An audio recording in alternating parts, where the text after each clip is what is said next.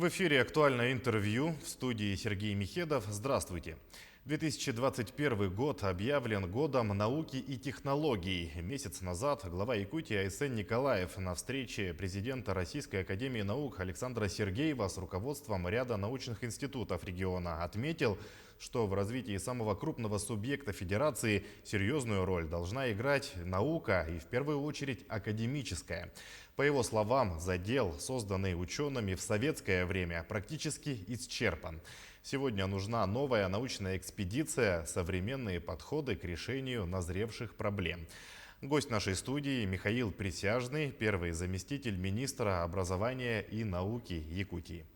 Михаил Юрьевич, здравствуйте. Здравствуйте, Сергей. И первый вопрос. Какие мероприятия запланированы в республике в 2021 году, объявленном в стране годом науки и технологий?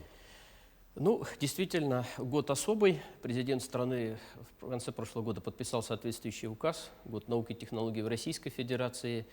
И он стартовал 8 февраля, традиционно это год российской науки. Ну и мы так прекрасно понимаем, что, видимо, 8 февраля 2022 года уже будут подводиться итоги этого календарного года.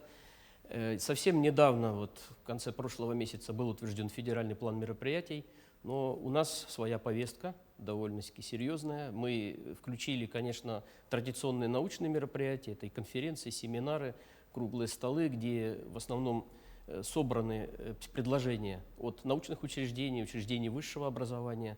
Ну и также целый блок мероприятий, это семинары, это олимпиады, связанные с популяризацией науки. То есть мы этот блок тоже считаем очень важным.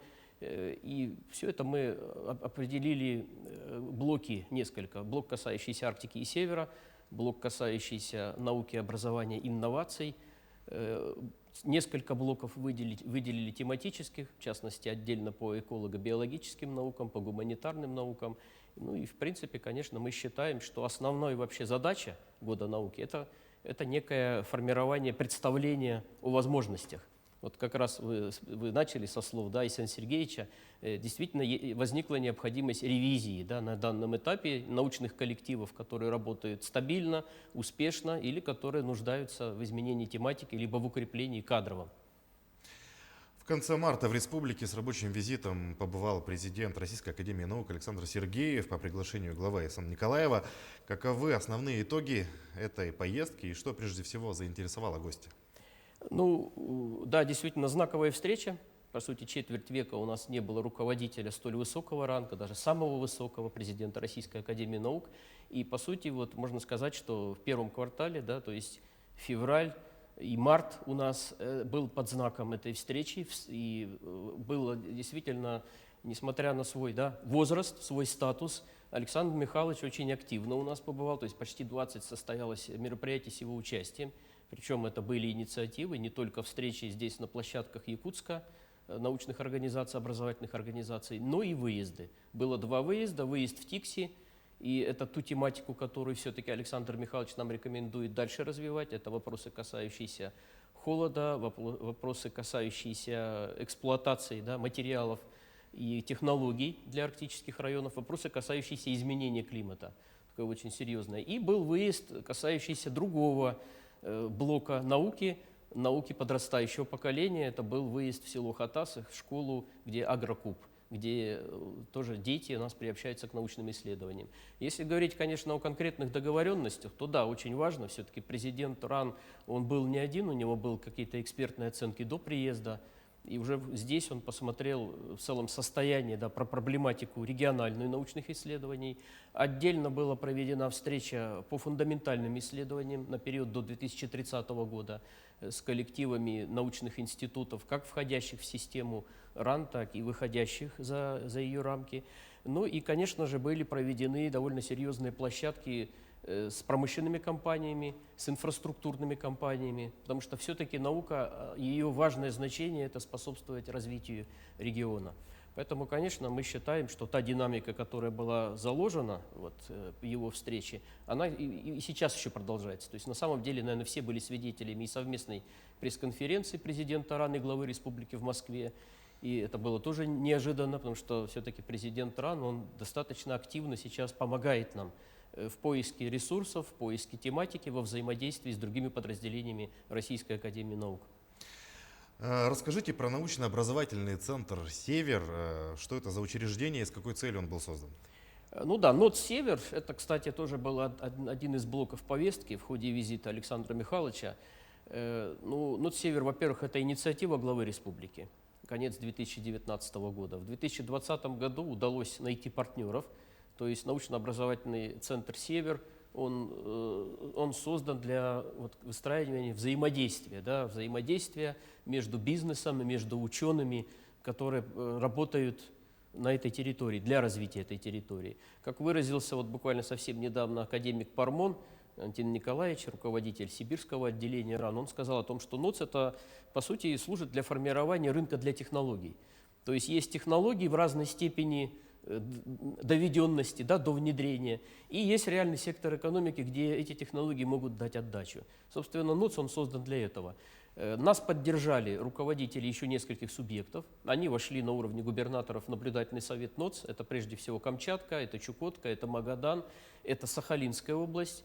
И что очень важно, о том, что мы, конечно, хотим получить статус научно-образовательного центра мирового уровня, хотя мы прекрасно понимаем, что и сейчас 15 проектов, которые есть уже в НОЦе, есть коллективы, которые над ними работают, они сформированы в два блока. Это человек на севере и рациональное недропользование. Ну и мы прекрасно понимаем, что НОЦ, само создание НОЦа, по сути, это организация без, можно сказать, без окон, без дверей, да, без стен, но она позволяет объединять между собой научные коллективы и реальный сектор экономики. И важно, что НОЦ нам позволил немножко пересмотреть стратегические взаимоотношения с Академией наук. Президент почему приехал? Потому что действительно он увидел здесь потенциал для обновления научных коллективов. Мы подписали новое соглашение с РАН, подписали соглашение с сибирским отделением и с дальневосточным отделением РАН, потому что Якутия сама по себе в этом плане уникальна. Большой регион, где действует подразделение как минимум 2 отделений РАН. И, конечно, дальневосточное отделение РАН – важный партнер, потому что все наши соседи по северо-востоку страны, на их территории есть отдельные лаборатории, да, подразделения дальневосточного отделения РАН. И мы несколько пересмотрели взаимоотношения с партнерами, которые могут дать нам исследовательские компетенции. То есть это прежде всего Московский государственный технический университет имени Баумана. С ними реализуется целый ряд проектов, направленных на Арктику и Север.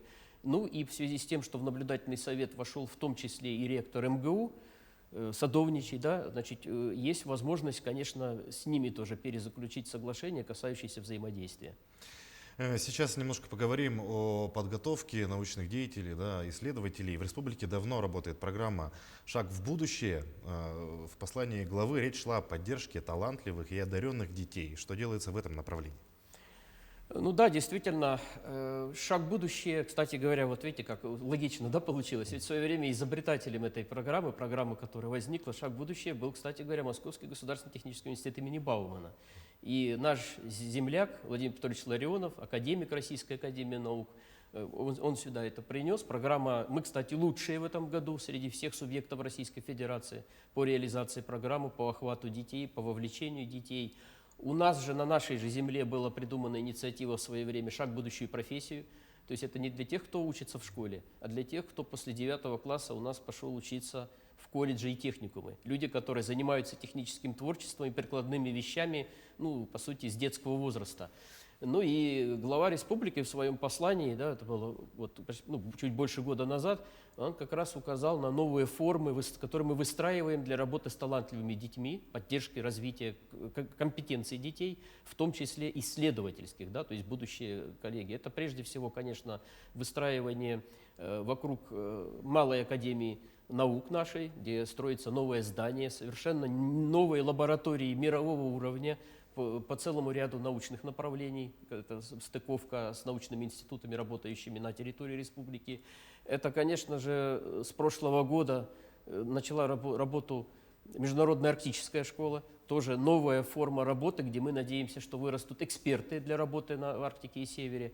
Ну и, конечно же, Арсений Сергеевич, он очень много говорит и делает для того, чтобы создавались возможности и в рамках комплекса «Полярной звезды», и в рамках международных интеллектуальных игр, которые у нас состоятся. Кстати, сейчас ведется полным ходом подготовительная работа, есть партнеры, есть понимание модели, с фондом будущих поколений республики. И в 2022 году мы будем принимать уже вторые международные интеллектуальные игры. Все это, конечно, комплекс, направленный на возраст, детский, либо юношеский, подростковый. Кстати говоря, в 2022 году в рамках столетия Якутской ССР была разработана программа обучения в лучших образовательных учреждениях мира «100 талантов Якутии» к 2022 году. Расскажите, пожалуйста, про это. Ну, на самом деле, это одно из мероприятий, да, которые приурочены к столетию нашей родной республики.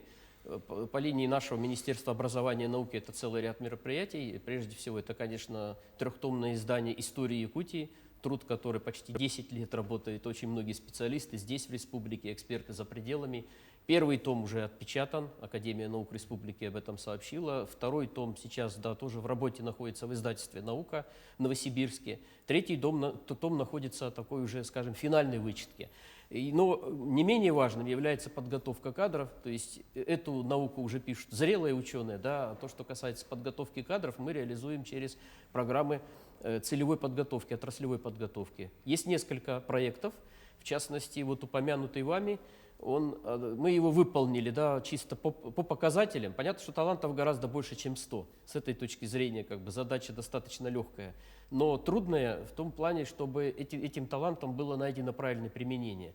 Среди реализованных на данный момент проектов это, конечно же, выпускники Пекинской школы циркового искусства, колледж циркового искусства. Это уже у нас третья группа выпустилась, и это тоже наш вклад в подготовку, да, вот, к столетию Якутской ССР. Это группы, которые у нас сейчас учатся в старейших институтах театральных имени Бориса Щукина и, значит, имени другие, да, коллективы, которые мы сейчас начали подготовку. Мы в прошлом году неплохо отработали с корпорацией развития Якутии, где тоже были отобраны компетенции, которые очень важно раскрывать в молодых людях и которые могут способствовать развитию различных отраслей хозяйства.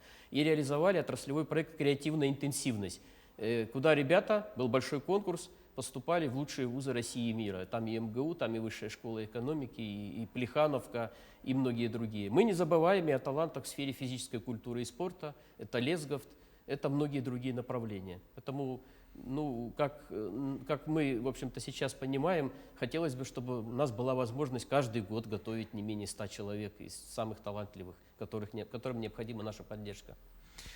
Михаил Юрьевич, спасибо, что пришли к нам и ответили на наши вопросы. Спасибо. А я напомню о науке, развитии науки в регионе. Мы говорили с первым заместителем министра образования и науки Якутии Михаилом Присяжным. Берегите себя, носите маски и соблюдайте дистанцию в общественных местах. Это было актуальное интервью. Оставайтесь с нами.